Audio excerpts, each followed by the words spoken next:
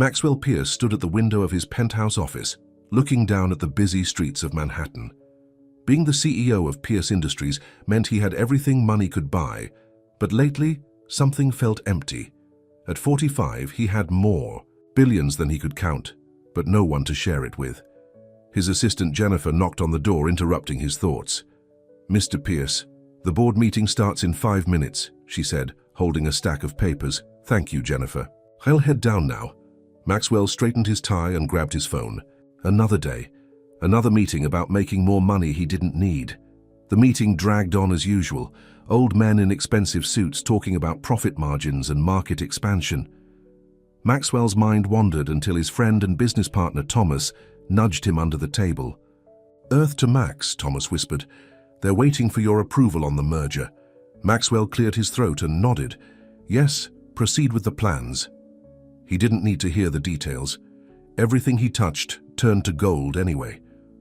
After the meeting, Thomas caught up with him in the hallway. "You seem distracted lately, Max. Everything okay?"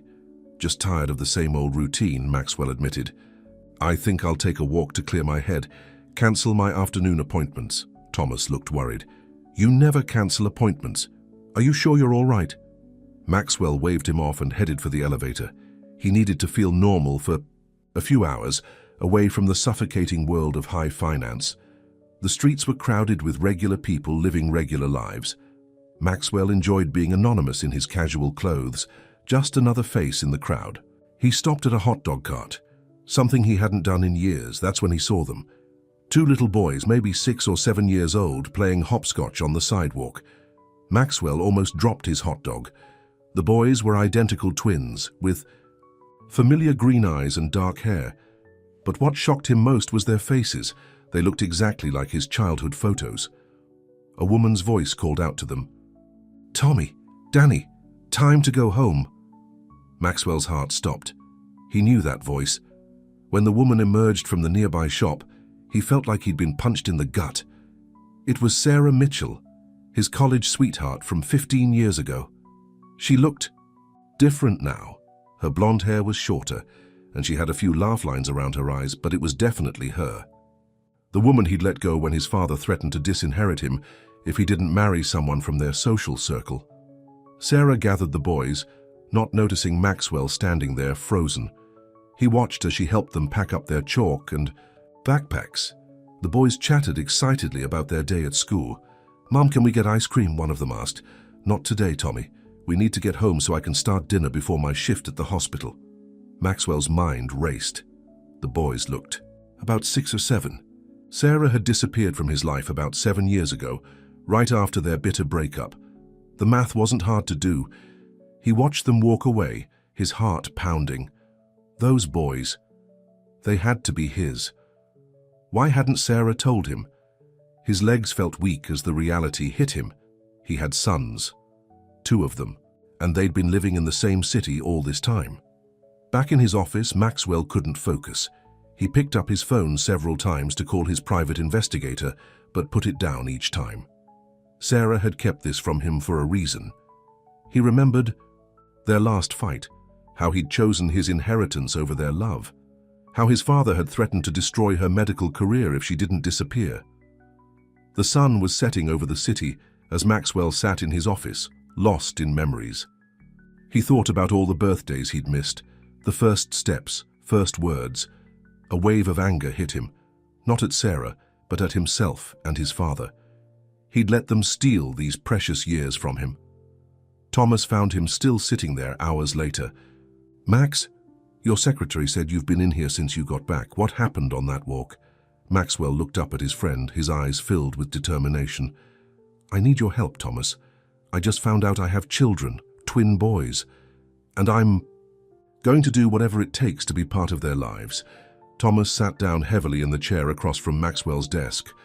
"Twins? Are you sure? They're mine, I know it in my gut. And I'm not going to let my father's old threats keep me away from them anymore." As the city lights began to twinkle outside his window, Maxwell Pierce made a promise to himself. He would find a way to make things right with Sarah and be the father his sons deserved, even if it meant going against everything and everyone who had controlled his life for so long. What he didn't know was that his discovery was just the beginning of a story that would shake the foundations of New York's elite society and force everyone involved to confront the true meaning of family, love, and redemption. Sarah Mitchell's tiny apartment felt cramped but cozy as she helped the twins with their homework. Tommy struggled with his math problems while Danny flew through them, just like she used to at their age. The boys might look identical, but their personalities couldn't be more different. "Mom, why do we have to learn fractions?" Tommy whined, pushing his textbook away. "Because one day you might need to split a pizza fairly with your brother," Sarah said, ruffling his hair. Both boys laughed, and her heart swelled with love. A knock at the door made Sarah freeze. Nobody ever visited them unannounced. She looked through the peephole and her heart nearly stopped. Maxwell Pierce stood in the hallway, looking as handsome as ever in his expensive suit. "Boys, go to your room and finish your homework," she said, trying to keep her voice steady. "But Mom, now please." Once the boys were safely in their room, Sarah opened the door just enough to slip into the hallway. She didn't want Maxwell seeing inside their modest apartment. "What are you doing here?" she whispered harshly. Maxwell's eyes were intense. "I saw them yesterday, Sarah. I saw our sons." Sarah felt dizzy. She'd worked so hard to keep the boys away from the Pierce family's influence. "They're not your sons, Maxwell. You made your choice 15 years ago." "Don't lie to me," Maxwell said, his voice breaking. "They look exactly like me at that age. Why didn't you tell me?" "Tell you?" Sarah's laugh was bitter. "Your father made it very clear what would happen if I didn't disappear. He threatened to destroy my medical career to make sure I'd never work in any hospital in the country." "I was young and stupid," Maxwell admitted. "I let him control me. But I'm not that person anymore." Sarah crossed her arms. "It doesn't matter who you are now. My boys have a good life. They're happy. They don't need a father who chose money over love." "They're my sons too," Maxwell insisted. "I have a right to know them." "A right?" Sarah's voice rose. "Rights come with responsibilities, Maxwell. Where were you during the midnight feedings? The first steps? The chicken pox?" "I was there, alone, working double shifts at the hospital to give them a good life."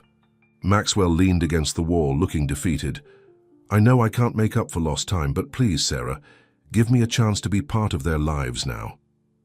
"It's not that simple," Sarah said, thinking of her boys. "They think their father died before they were born. That's what I told them when they started asking questions." Maxwell's face paled. "You told them I was dead?"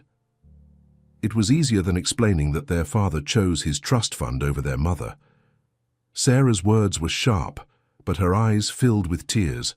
"Let me make it right," Maxwell pleaded. "I'll do anything. I have resources now, my own money. My father can't control me anymore." Sarah was about to respond when Tommy's voice came from inside the apartment. "Mom, are you okay?" "I'm fine, sweetie." "Just talking to a neighbor," Sarah called back, then turned to Maxwell. "You need to leave now." "I won't give up," Maxwell said quietly. "They're my flesh and blood. I'll find a legal way if I have to." Sarah's face hardened. "Don't threaten me, Maxwell. You have no idea what I'm capable of when it comes to protecting my children." "Our children," Maxwell corrected her. "And I'm not threatening you, I'm begging you. Let me get to know them. Let me help give them the life they deserve." "They already have the life they deserve," Sarah shot back. "A life filled with love, not corporate meetings and social obligations." Maxwell pulled out his business card and held it out. "Just think about it. Please, I'm not the same person who let you go 15 years ago." Sarah stared at the card but didn't take it. Maxwell placed it on the hallway table and backed away slowly. "I'll wait for your call," he said. "But Sarah, don't make me wait too long. They've already missed out on 7 years with their father." After Maxwell left, Sarah slid down the wall and buried her face in her hands. The boys' voices drifted from their room. They were arguing about who got to use the red crayon first. Such a normal moment on such an extraordinary day. She thought about the sacrifices she'd made, the long nights working in the emergency room, the tiny apartment they shared. Maxwell could give the boys everything she couldn't. Private schools, travel, opportunities she could only dream of. But he could also expose them to the toxic world that had torn her and Maxwell apart. The business card seemed to mock her from the table. Sarah picked it up, running her fingers over the embossed letters. Maxwell Pierce, CEO, Pierce Industries. Such a simple card representing such complicated choices.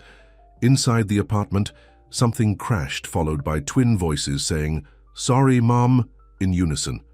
Sarah smiled despite her tears. Whatever she decided, it had to be what was best for Tommy and Danny. The question was, what exactly was best for them? Maxwell sat in his home office, staring at old photos spread across his desk. College memories of him and Sarah, at football games, study sessions, and their favorite coffee shop. He'd kept these hidden away for 15 years, unable to throw them away despite his father's demands. "Sir?" His housekeeper, Maria, interrupted his thoughts.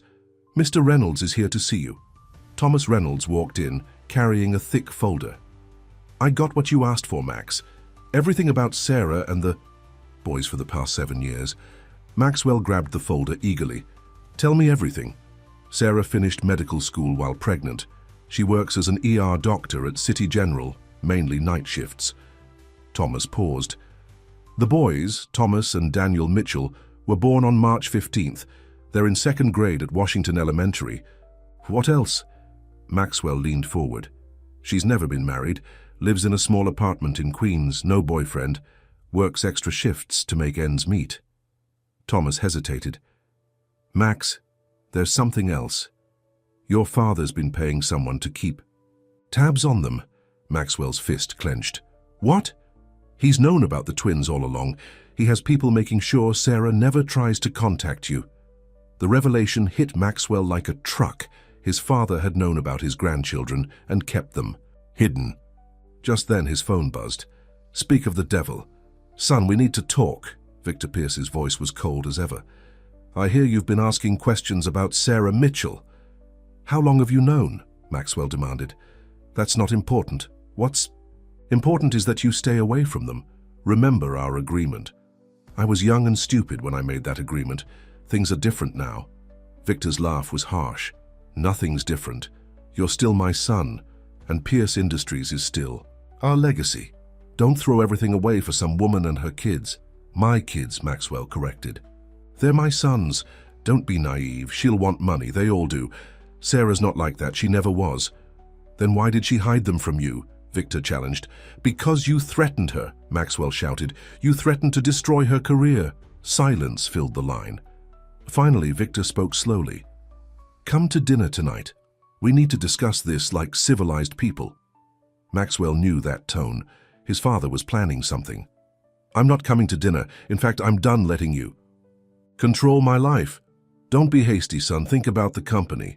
The shareholders won't like a scandal." "Is that a threat?" "It's a fact.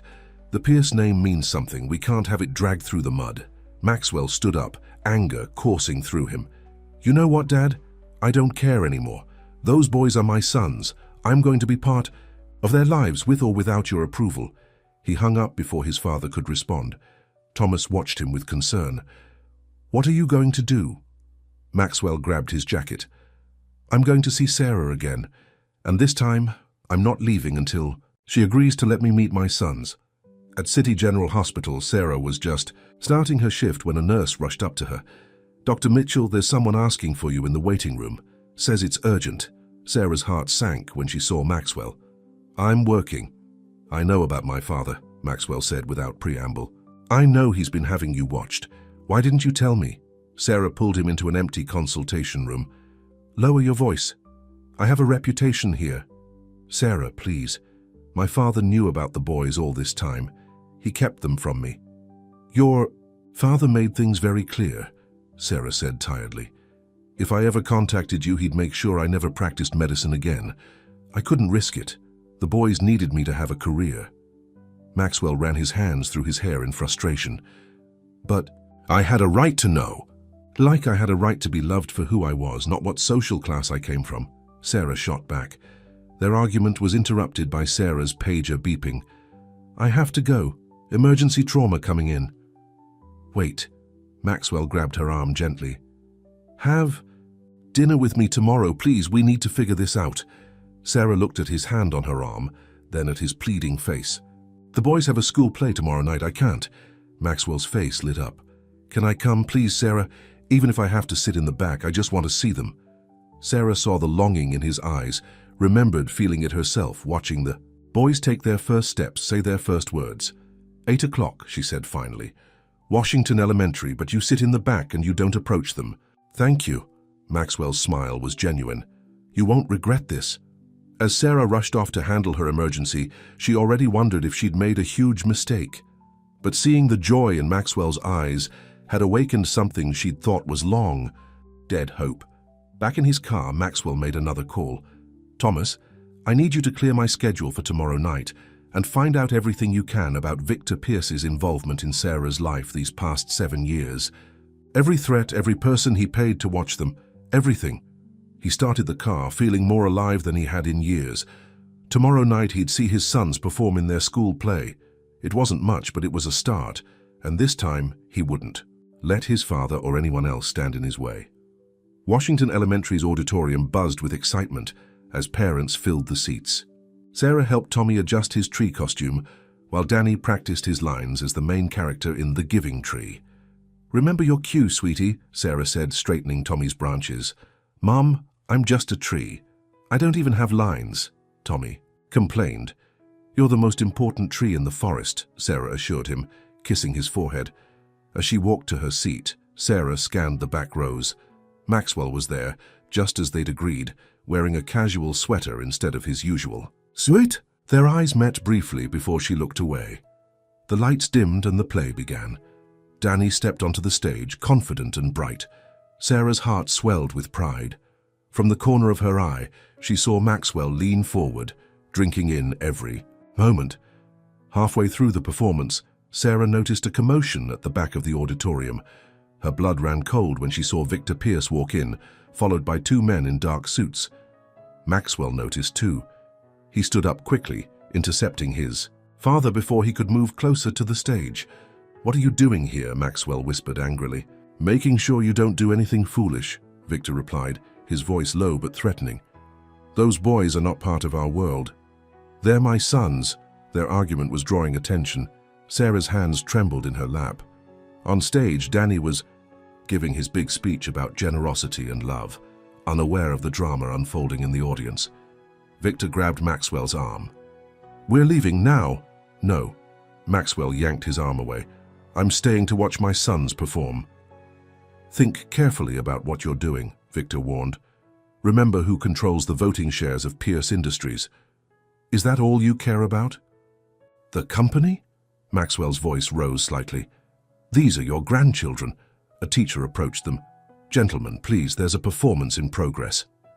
Victor straightened his tie, his face a mask of cold dignity. This isn't over, Maxwell. Think about what you're risking. After Victor left, Maxwell returned to his seat, his hands shaking with anger. Sarah couldn't focus on the rest of the play. She kept thinking about Victor's appearance, about what it meant for her boys. When the play ended, the audience erupted in applause. Danny beamed from the stage while Tommy swayed back and forth in his tree costume. Sarah's eyes filled with tears, of pride, of fear, of uncertainty. As parents crowded around their children after the show, Maxwell stayed back as promised.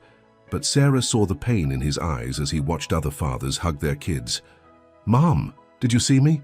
Danny ran up, still wearing his costume. Did I do good? You were amazing, sweetheart. Sarah hugged him tight. Tommy joined them, struggling with his tree branches. Can we get ice cream to celebrate? Sarah hesitated, then made a decision that would change everything. She looked over at Maxwell, who was pretending to check his phone while stealing glances at the boys. Actually, she said loud enough for Maxwell to hear, I think we need to talk about something important first. The twins looked at her curiously. What is it, Mom? Sarah took a deep breath. Remember how I told you your father died before you were born? The boys nodded. Sarah's heart raced as she continued. Well, sometimes grown-ups make mistakes. Big mistakes. And sometimes they tell lies because they think they're protecting the people they love. Mom, you're being weird, Tommy said. Sarah knelt down to their level. Your father didn't die, he's alive, and he's here tonight because he wants to meet you. The boy's eyes widened. Danny spoke first, his voice small. Our real dad is here. Sarah nodded, then looked over at Maxwell, who stood frozen in place. She gestured for him to come closer. Maxwell walked over slowly, his eyes filling with tears. He knelt down next to Sarah, facing his sons for the first time. "Hi, Tommy. Hi, Danny," he said softly. "I'm your father." The boys stared at him in shock. Tommy grabbed Sarah's hand tightly, while Danny took a small step forward, studying Maxwell's face. "You look like us," Danny said wonderingly. "Or we look like him," Tommy added, still holding Sarah's hand. Maxwell smiled through his tears. "Yes, you do, and I can't tell you how happy I am to finally meet you both." "Where were you?" Tommy asked suddenly, his voice accusatory. "Why didn't you want us?" The question hung in the air like a thundercloud. Sarah watched Maxwell's face crumple with guilt and pain. "I did want you," Maxwell said. "I just didn't know about you, and that's my fault. I made some bad choices a long time ago, choices that hurt your mom and kept me from knowing about you. But I'm here now, and if you'll let me, I'd really like to get to know you both." Danny looked at Sarah. "Mom, is it okay?" Sarah pulled both boys close. "That's something we all need to talk about. Together. Maybe over that ice cream you wanted?" The boys' faces lit up, but Tommy still looked uncertain. "Is he coming too?" "If you want me to," Maxwell said gently. "But only if you're both comfortable with it." Danny nodded slowly. Tommy shrugged, but didn't object. As they walked toward the parking lot, Sarah noticed Victor's men watching from a dark car. She moved closer to the boys instinctively. Maxwell noticed too. He pulled out his phone and typed quickly. "Going to need extra security. The boys and Sarah are top priority now." Sarah caught his eye and they shared a look of understanding. Whatever came next wouldn't be easy. Victor Pierce wouldn't give up without a fight, but for the first time in 15 years they were facing their problems together, united by their love for their sons. The ice cream parlor was nearly empty when they arrived. Tommy and Danny sat between Sarah and Maxwell, both boys stealing curious glances at their father while devouring their sundaes. "So you're rich?"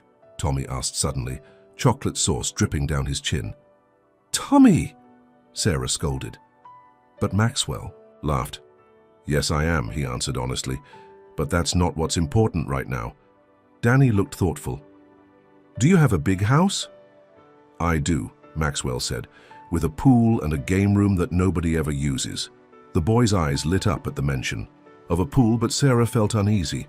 This was exactly what she'd feared, the boys being dazzled by wealth and luxury. "What about our grandfather?" Danny asked. "Was that him at the play?" Maxwell's face darkened. "Yes, but he's not a very nice person. He's the reason I didn't know about you boys all these years." "Why?" Tommy demanded. Sarah interrupted. "That's enough questions for tonight. It's getting late and you both have school tomorrow." Back at their apartment, the boys hugged Maxwell goodbye. It was awkward, but genuine, especially when Danny whispered, "Will you come see us again?" "As often as your mom allows," Maxwell promised, looking at Sarah. After the boys went to bed, Sarah and Maxwell stood in the hallway. "Thank you," Maxwell said softly, "for giving me this chance." "Don't make me regret it," Sarah warned. "They're good boys, Maxwell. Happy boys. I don't want them hurt." "I won't let that happen." Maxwell ran his hand through his hair. "But Sarah, we need to talk about security. My father won't stop." "Won't?" Sarah's face hardened. "What do you mean?" "He'll try to either buy you off or destroy you. That's how he operates." Maxwell pulled out his phone. "I've hired private security. They'll keep watch on the apartment and follow the boys to school." "We don't need your protection," Sarah started, but Maxwell cut her off. "Yes, you do. You don't know what he's capable of." Maxwell's voice was urgent. "Let me have my security team install some cameras and alarms, please." Before Sarah could answer, her phone rang. It was the hospital. "Dr. Mitchell." "There's been a situation. Your shift tomorrow has been cancelled." Sarah's blood ran cold. "What? Why?" "Administrative decision. That's all I know." After she hung up, Maxwell saw her pale face. "What's wrong?" "I just lost my shift tomorrow." No explanation. Sarah's voice shook. "It's starting already, isn't it?" Maxwell nodded grimly. "This is how he works. Small threats at first, then bigger ones." "I can't lose my job, Maxwell. The boys depend on me." "You won't lose anything," Maxwell promised. "I'm calling my lawyers tonight." We're going to fight him. Sarah sank into a chair. The boys can't know about any of this. They just met their father. I don't want them caught in the middle of a war. Then let me move you to a safer place, Maxwell pleaded. I have a penthouse. In a secure building. No, Sarah said firmly. This is our home. The boys are happy here. Maxwell knelt beside her chair. Sarah, please, let me help. Not because I'm rich, but because they're my sons too. I want to protect them, and you. Sarah looked into his eyes, seeing the same determination she'd fallen in love with years ago. Okay, she whispered. Install the security system. But we're staying here. For now, Maxwell agreed. But if things get worse, we'll deal with it then. Maxwell's phone buzzed, a text from Thomas. Emergency board meeting called for tomorrow morning. Your father's making his move. I have to go, Maxwell said, showing Sarah the message. But I'm leaving 2 security guards outside. Don't argue, please.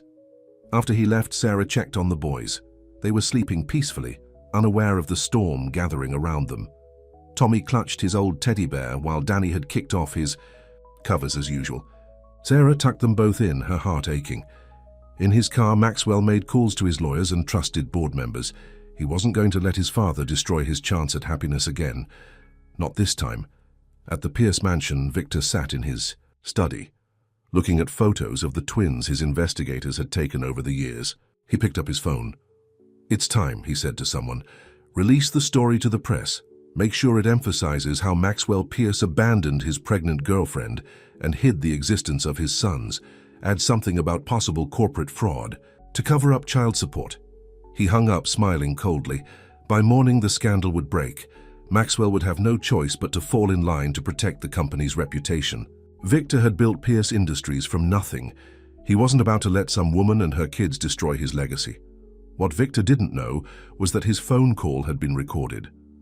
Thomas Reynolds had paid the security company well to bug the mansion months ago, suspicious of Victor's secretive behavior. Now they had proof of his plans. Thomas immediately sent the recording to Maxwell. We've got him. Call your lawyers. The game's about to change. The morning newspapers hit the stands with screaming headlines. Pierce, heir hides secret family, and billionaire's abandoned sons discovered. Sarah's hands shook as she read the articles, filled with lies about her being a gold digger who had tried to trap Maxwell with a pregnancy. The boys were eating breakfast, thankfully too busy arguing about cartoons to notice her distress. Her phone wouldn't stop ringing. Reporters, hospital administrators, even old college friends looking for gossip. A knock at the door made her jump. It was Maxwell, looking like he hadn't slept. Don't let the boys watch TV today, he said without preamble. The story's everywhere. They have school, Sarah said. How can I send them? There will be reporters. They're not going to school today. Maxwell ran his hands through his disheveled hair. Sarah, pack some bags. You can't stay here. I told you, we're not running. This isn't about running. Maxwell showed her his phone. Social media was exploding with photos of their ice cream outing last night. The press knows where you live. They'll be here any minute. As if on cue, they heard shouting from the street below. Reporters were gathering, calling up to their window. Miss Mitchell, how long did you hide the children from Mr. Pierce? Did you ask for money to keep quiet? What do the boys know about their father? Tommy came running from the kitchen. Mom, why are people yelling? Sarah pulled him close. It's nothing, sweetie, just some noisy people. Danny joined them, looking scared. Are they angry at us? Maxwell knelt down to their level. No, they're not angry. They're just very noisy people who want to take pictures and ask questions. But we're not going to let them bother you. Sarah's phone rang again. This time it was her supervisor at the hospital. Dr. Mitchell, in light of recent events, we think it's best if you take a leave of absence. You can't do that, Sarah protested. I have patients who need me. It's already done. We'll send your final paycheck. After she hung up, Sarah looked at Maxwell with tears in her eyes. They fired me. Maxwell's face hardened. That's it. You're all coming to my penthouse. Now. Maxwell. Sarah, please. The boys are scared. You just lost your job. Let me help. Before she could argue further, her phone pinged with a text from her landlord. Lease terminated due to violation of quiet enjoyment clause. Vacate within 48 hours. Sarah felt the walls closing in. Everything she'd built, everything she'd worked for was crumbling around her.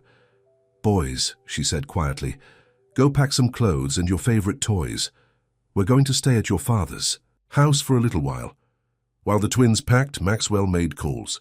His security team arrived to help them leave through the service entrance, avoiding the growing crowd of reporters. In the car, Tommy clutched his backpack while Danny pressed his face against the tinted windows, watching the reporters get smaller. In the distance, "Are we in trouble, Mom?" Tommy asked in a small voice. "No, baby." Sarah pulled him close. "We just need to stay somewhere else until the noisy people go away." Maxwell's penthouse took up the top 2 floors of a luxury building with its own private elevator. The boys' eyes went wide when they walked in. "This place is huge," Danny exclaimed, his fear temporarily forgotten. "Can we see the pool?" Tommy asked. "Later," Sarah said firmly. "First we need to get settled." Maxwell showed them to their rooms, connecting suites with a shared playroom between them. Everything was brand new, as if he'd been preparing for this moment. "When did you do all this?" Sarah asked when the boys were exploring their rooms. "The day after I saw them on the street," Maxwell admitted. I hoped you'd eventually let them visit." Sarah's response was cut off by Maxwell's phone ringing. It was Thomas. "Turn on the TV," Thomas said urgently. "Your father's holding a press conference." They rushed to the living room. Victor Pierce stood at a podium looking every bit the concerned patriarch. "As CEO of Pierce Industries, I must address the recent allegations," Victor was saying. "While I'm shocked and disappointed by the revelation of my grandchildren's existence, I want to make it clear that neither I nor the company had any knowledge of their existence.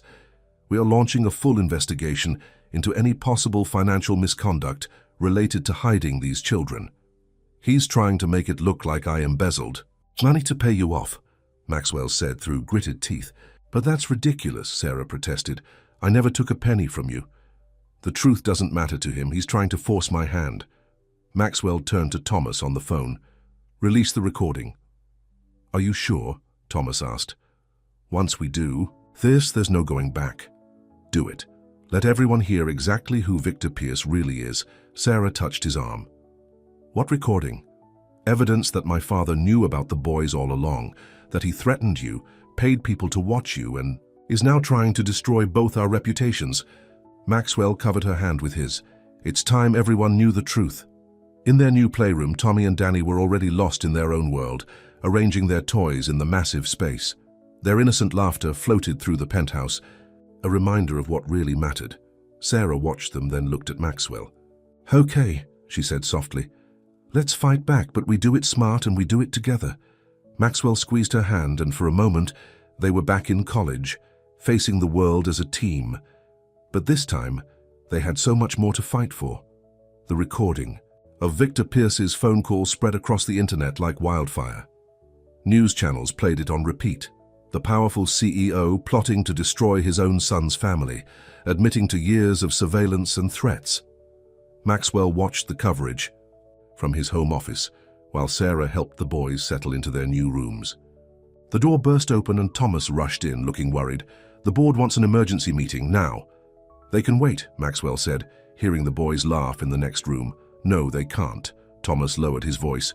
"Your father's called for a vote to remove you as CEO." In the playroom, Sarah was helping the twins unpack when her phone lit up with a text from an unknown number. "You've ruined everything. Meet me alone at the St. Regis bar at 8 p.m., or the next story the press gets. We'll destroy you all." VP Sarah's hands trembled. She deleted the message before Maxwell could see it. "Mum, can we go swimming?" Danny asked, pulling out his swim trunks. "Not right now, sweetie. Maybe later." Maxwell appeared in the doorway. "Sarah, can we talk?" In his office, Maxwell paced while explaining about the board meeting. "My father's convinced them I'm emotionally compromised. They're voting tonight. What happens if they remove you? I lose control of the company. My father takes over completely." Maxwell stopped pacing. "But I don't care. The company's not what matters anymore." Sarah thought about Victor's text message. Maybe we should consider a compromise." "What do you mean?" "If we agreed to keep things quiet, let your father save face." Maxwell stared at her. "Did he contact you?"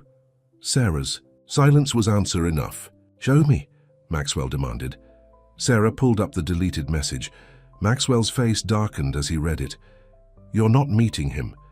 If he has something that could hurt the boys, the only thing that could hurt them is giving in to his threats." Maxwell took her hands. "Sarah, don't you see this is what he does? He finds people's weak spots and exploits them." A knock interrupted them. It was Tommy, looking uncertain. "Dad?" The word sounded strange on his lips. "Can you show me how the TV in my room works?" Maxwell's face softened immediately. "Of course, buddy." Sarah watched them walk away together, her heart aching. The boys were already getting attached. If things went wrong... At 7:30 p.m., Sarah made a decision. She told Maxwell she needed to pick up some things from their apartment. Instead, she headed to the St. Regis. Victor Pierce sat at the bar in an expensive suit, looking exactly like the photos she'd seen in magazines. He smiled coldly when she approached. "Sarah Mitchell, still beautiful after all these years. What do you want?" Victor pulled out a thick folder. "I had my investigators do some digging. Remember your brother Kevin?" Sarah's blood ran cold. "Kevin had died of a drug overdose years ago? What about him?" "The official report says accidental overdose, but my people found something interesting." Victor slid out a photo. "This is Kevin buying drugs the night he died. And this..." He pulled out another photo. "This is you, writing a prescription pad. That same day." Sarah felt dizzy. "That's not what happened. Does it matter? A grieving sister trying to help her addict brother writes him a prescription that leads to his death." Victor's voice was silky smooth. "Imagine the headlines. Imagine what child services would say. You're a monster. I'm a businessman. And right now, I'm offering you a deal." Victor pulled out a document. "Sign away all claims to the Pierce fortune on behalf of the twins. Agree to move across the country. Never contact Maxwell again. And if I refuse, then tomorrow morning every news outlet gets these photos. Your medical license, if you still have one, will be permanently revoked. And those boys you love so much, they'll end up in foster care while you face criminal charges." Sarah's hands shook as she stared at the photos. "I need time to think. You have until midnight." "And Sarah..." Victor's eyes were cold. "Don't test me." Back in the penthouse elevator, Sarah fought back tears. The doors opened to reveal Maxwell waiting, his face a mix of anger and fear. "Thomas followed you," he said before she could speak. "He heard everything." Sarah crumpled into his arms, finally letting the tears fall. "I'm sorry, I thought I could fix this." Maxwell held her tight. "My father's never going to stop, Sarah. Not unless we stop him first." "How? He has photos." "No." Maxwell pulled back to look at her. "He has lies, and we have the truth." He led her to his office where Thomas waited with a laptop. "Your brother's autopsy report," Thomas said gently. "I got it from the county records. The drugs in his system weren't from any prescription, and the time of death proves you were working a hospital shift when he bought them." "Victor's photos are fake," Maxwell explained. "Good fakes, but fake, and we can prove it." "So what do we do?" Sarah asked. "We go to the board meeting together. Tell them everything. Show them what kind of man Victor Pierce really is." Sarah thought about the boys, sleeping peacefully in their new rooms, about Kevin, who she couldn't save, about all the years of fear and hiding. "Okay," she said finally, "let's end this tonight." The Pierce Industries boardroom was packed with board members when Maxwell and Sarah arrived. Victor sat at the head of the table looking confident. His smile faltered when he saw Sarah. "This is a private board meeting," he announced. "Ms. Mitchell needs to leave." "No, she doesn't," Maxwell said firmly. "What we have to say concerns everyone in this room." Thomas connected his laptop to the presentation screen. Victor's face darkened. "Before we begin," Victor stood up, "I move to vote on the removal of Maxwell Pierce as CEO on grounds of emotional instability and possible financial misconduct." "First," Maxwell interrupted, "the board should hear the truth about Victor Pierce's actions over the past 7 years." The recording played through the speakers, Victor's voice crystal clear as he plotted to destroy Sarah's reputation. Board members shifted uncomfortably in their seats. That recording could easily be fake. Victor said dismissively. Like these photos. Sarah stepped forward, her voice stronger than she felt. She projected the fake photos of her brother onto the screen. Your father tried to blackmail me tonight with doctored evidence. Murmurs filled the room. Maxwell continued. For 7 years, Victor Pierce used company resources to spy on a private citizen. He threatened a doctor's career, manipulated company funds for personal vendetta, and tried to hide the existence of his own grandchildren. Everything I did was to protect this company, Victor snapped. No, Thomas spoke up, clicking through more evidence on the screen. Here are the records of company funds diverted to private investigators, bank transfers to hospital board members who threatened Dr. Mitchell's job, even payments to her landlord to break her lease. An older board member stood up. Victor, is this true? Of course not. This is all a ploy by my son to what? Maxwell challenged. To finally meet my children, to make up for the years you stole from us. Back at the penthouse, Maria the housekeeper was watching the twins when Danny woke up crying. I want my mom, he sobbed. Maria tried to comfort him, but both boys were scared and confused. She called Sarah. The boys need you, she said simply. Sarah looked at Maxwell, torn between staying for the fight and running to her children. Go, he whispered. I'll handle this. But before Sarah could leave, the boardroom doors burst open. Everyone froze as Tommy and Danny ran in, followed by a flustered Maria. I'm sorry, Maria apologized. They insisted on finding their parents. The twins stopped short when they saw all the serious faces staring at them. Danny grabbed Sarah's hand while Tommy looked around curiously. Is that our grandfather? Tommy asked loudly, pointing at Victor. Victor's face softened for a moment as he looked at the boys, his own flesh and blood, so much like Maxwell at that age. Yes, he said quietly. I'm your grandfather. Then why are you being mean to our mum? Danny demanded with a child's simple honesty. The room fell silent. Victor stared at his grandsons, seeing Maxwell's determined expression mirrored in their young faces. For the first time in his life, Victor Pierce was speechless. Because sometimes, Maxwell said gently, kneeling between his sons, grown-ups forget what's really important. They get so focused on money and power that they forget about love and family. That's stupid, Tommy declared. A few board members chuckled. Even Victor's lips twitched. Sarah moved to take the boys home, but Danny spoke up again. Mom says when you do something wrong, you have to say sorry and try to fix it. More laughter, but Danny was looking straight at Victor, waiting. Victor Pierce had faced down corporate raiders, hostile takeovers, and countless business rivals, but he found himself unable to meet the innocent, questioning gaze of his 7-year-old. Grandson, you're right, he said finally, his voice rough. I did something wrong, many wrong things. Victor, the head of the board, interrupted. I think we've seen enough. I called for a vote, but not the one you wanted. I moved to suspend you pending a full investigation of these allegations. You can't do that. I built this company. And I helped you, Maxwell said quietly. I worked beside you for years, trying to make you proud, but I won't let you hurt my family anymore. The vote was quick and decisive. Victor Pierce was suspended from all company operations. Maxwell would remain CEO with additional oversight from the board during the investigation. As Victor walked out of the boardroom, he paused beside Sarah and the twins. They look just like him at that age, he said softly. I thought I was protecting our legacy, but I was destroying it instead. Tommy, always the more forgiving of the twins, asked, Does this mean we can't have Christmas with you? Victor looked startled, then sad. I don't think I deserve Christmas with you boys. Everyone deserves a chance to fix their mistakes, Sarah said, surprising herself, as long as they really want to change.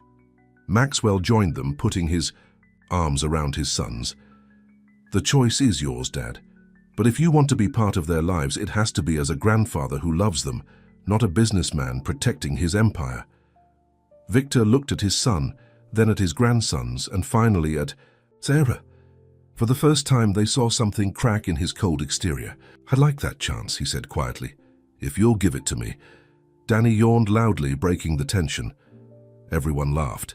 First, Sarah said, these boys need to get back to bed. We can talk more tomorrow. As they left the boardroom, Tommy slipped his small hand into Victor's. "Dad's got a pool," he announced. "Do you know how to swim?" Victor Pierce, the mighty CEO, felt tears in his eyes for the first time in decades. "Yes," he managed, "I do." 3 months passed quickly. The penthouse had become home, filled with the sounds of children's laughter and family dinners.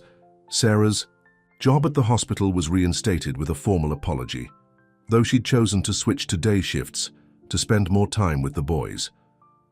Maxwell sat in his home office, looking at family photos now displayed proudly on his desk. The twins at their school science fair, Sarah teaching them how to bake cookies in their new kitchen, even one of Victor pushing the boys on the swings in Central Park. The change in his father had been the biggest surprise of all. Victor Pierce, once focused solely on business, now regularly cancelled meetings to attend his grandson's school events. The board had lifted his suspension after a full investigation, but Victor chose to step back into an advisory role, giving Maxwell full control of the company. "Your mother would be proud," Victor had said one evening, watching the twins play. "She always said I worked too much, missed too many moments with you. I don't want to make the same mistake with them." A knock at the office door pulled Maxwell from his thoughts. It was Tommy holding his math homework. "Dad, can you help me with fractions?" Maxwell's heart still skipped a beat whenever the boys called him Dad. "Of course, buddy. Come here." As they worked through the problems, Sarah appeared in the doorway with Danny. "Look what Grandpa got me." Danny held up a junior doctor's kit. "He says I'm smart like Mom." Sarah smiled, but Maxwell saw worry in her eyes. When the boys went to play, he pulled her aside. "What's wrong?" "Your father's spoiling them," Sarah said. "Designer clothes, expensive toys. I'm worried they'll get used to this lifestyle." "Is that so bad?" "I want them to value the right things, Maxwell. Like you've learned to do." Maxwell hugged her. "They will, because they have you as their mother." The doorbell rang. It was Thomas, looking serious. "The press is asking for a statement," he said, "about the wedding." Sarah and Maxwell exchanged looks. They hadn't told anyone about their quiet civil ceremony planned for next week. "How did they find out?" Sarah asked. Thomas grinned. "Your sons might have mentioned it to their teacher, who told her sister, who happens to be a reporter. So much for keeping it private," Maxwell laughed. "Speaking of the wedding," Thomas continued, "Victor wants to know if he can host the reception at the mansion." Sarah hesitated. Despite Victor's changes, the mansion held bad memories. "Actually," Maxwell said, "I have another idea." The next day they visited Sarah's old apartment building. The landlord who had evicted them looked nervous. "Mr. Pierce, what can I do for you?"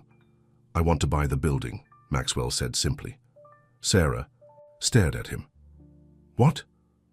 "The community center next door is for sale too," Maxwell continued.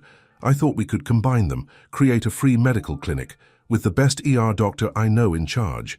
Sarah's eyes filled with tears. "Maxwell, this place gave you and the boys a home when I couldn't," Maxwell said softly. "Now we can help it give others a home too. And have our wedding reception here," Sarah realized. "Where the boys grew up." "Where our family started," Maxwell corrected. Her, Tommy and Danny, who had been exploring their old apartment, came running back. "Can we keep our old room as a clubhouse?" Tommy asked. "Yeah," Danny added. "For when we help Mom at the clinic," Sarah laughed. "You want to be doctors too now?" "No way," Tommy said. "I want to be like Dad and help people with business." "I want to be like both of you," Danny declared. "A doctor who does business." Victor arrived then, having followed them from the office. "A clinic?" he asked, looking around. "Not exactly the society wedding I imagined?" "No," Sarah agreed. "It's better." Victor nodded slowly. "Yes, it is." He turned to Maxwell. "Let me fund the clinic as a wedding gift and an apology." "You don't have to." "I want to," Victor insisted. "Money's the only way I knew how to show love for a long time. Let me use it for something good for once." The twins grabbed Victor's hands, pulling him to see their old room and chattering about their clubhouse plans. Sarah watched them go, leaning into Maxwell's embrace. "Did you ever imagine this?" she asked. 3 months ago we were hiding from reporters, and now we're planning a wedding and a clinic," Maxwell finished, "with my father playing dolls with our sons." "Life's funny that way," Sarah said. Maxwell kissed her softly. No, life's perfect that way. Outside, the neighborhood kids played hopscotch on the same sidewalk where Maxwell had first seen his sons. Soon, this building would help more families, heal more people. And his own family, once broken by pride and fear, would be at the heart of it all. Thomas watched the scene from the doorway, smiling as he deleted the press inquiries from his phone. Some stories, he decided, were better left private. Let the world wonder about the great Pierce family transformation. The truth was better than any headline anyway. 1 year later, the neighborhood clinic was buzzing with activity. Sarah moved between examination rooms, now wearing a white coat with Dr. Sarah Pierce embroidered on the pocket. The waiting room was full of familiar faces, families she'd known from her years living in the building. Upstairs, in what used to be her old apartment, Tommy and Danny had turned their former bedroom into a real clubhouse. They called it the Helping Hub, where they did their homework and made plans for helping the clinic patients. Maxwell watched from the doorway as the twins sorted through donated toys for the clinic's children. "Dad," Danny called out, "look!" What Grandpa brought for the kids. Victor Pierce, once the most feared CEO in New York, sat cross-legged on the floor with his grandsons, helping them organize a mountain of teddy bears. "These were Maxwell's when he was your age," Victor explained, holding up a worn bear. "I kept everything, even after I forgot what was really important." Tommy hugged his grandfather. "You remembered now." "Yes," Victor smiled, his eyes misty. "Thanks to you, boys." Maxwell's phone buzzed. A message from Thomas about the latest Pierce Industries project. The company was now focusing on community development, building affordable housing and medical centers across the country. The board couldn't argue with the results. Their profits were higher than ever, and their public image had never been better. Sarah appeared behind Maxwell, slipping her arm around his waist. "Busy day?" he asked, kissing her temple. "Always, but good busy." She watched the scene in the clubhouse. "Remember when I was worried about the boys getting spoiled?" Maxwell chuckled. "You mean when they turned their playroom into a donation center?" "They're good boys," Victor said, joining them at the door. "They get that from their mother and their father," Sarah added. "Both of you, when you learn to listen to your hearts." A commotion downstairs drew their attention. The clinic's youngest patients were gathering for the weekly story time, another of the twins' ideas. "That's our cue," Tommy announced, grabbing his favorite book. "Don't forget the voices," Danny reminded him as they headed downstairs. "The kids love when you do the voices, Grandpa." Victor straightened his tie, now more comfortable reading storybooks than corporate reports. "Duty calls," he said with a wink, following the boys. Maxwell and Sarah walked to the clinic's rear garden, once a neglected courtyard, now a peaceful retreat for patients and staff. The old hot dog cart vendor had set up a permanent spot, there giving free meals to clinic patients. "I got a call from the mayor's office," Maxwell said. "They want to use our clinic as a model for the city's new healthcare initiative." Sarah smiled. "What did you tell them?" "That they need to talk to the clinic's director." Maxwell squeezed her hand. "This is your vision, Sarah. You made it happen." "We made it happen," she corrected him. "All of us." From inside they could hear Victor's voice carrying through the open windows, reading to the children. The twins chimed in with sound effects, making the young patients giggle. "Should we tell them?" Sarah asked, touching her stomach gently. Maxwell's eyes widened. "Are you sure?" Sarah nodded, happy tears in her eyes. "The doctor confirmed it yesterday. Twins again." Maxwell laughed with joy, spinning her around. "They're going to be so excited. The boys have been asking for siblings. And Victor. Dad's going to cry, actually cry this time." They held each other, watching the sunset paint the city skyline. The garden's wind chimes tinkled softly, carried by the same breeze that had once brought them back together on that fateful day a year ago. "You know," Sarah said thoughtfully, "when you saw the boys playing hopscotch that day, it could have gone so differently. You could have walked away, kept your comfortable life." "That was never an option," Maxwell said. "The moment I saw them, I knew my life would never be the same. I just didn't know it would be so much better." Inside, the story time was ending. They could hear Tommy and Danny leading the younger children in a goodbye song, something they'd learned from their grandfather, of all people. "Ready to tell them?" Maxwell asked. Sarah took his hand, feeling the warmth of his wedding ring. Ready? They walked back inside, where their family waited. The twins rushed to hug them. Victor beamed with grandfatherly pride, and the clinics. Patients and staff moved around them like a warm, busy stream. This was their legacy now. Not in corporate towers or bank accounts, but in the lives they touched, the family they'd built, and the love that had brought them all together. As Sarah looked around at her complete family, she remembered something her mother used to say. Life gives you exactly what you need, exactly when you need it. Standing there, surrounded by everything she'd ever wanted but never dared to dream of, Sarah knew her mother was right. Sometimes life's greatest gifts come disguised as its biggest challenges. You just have to be brave enough to embrace them and wise enough to never let them go.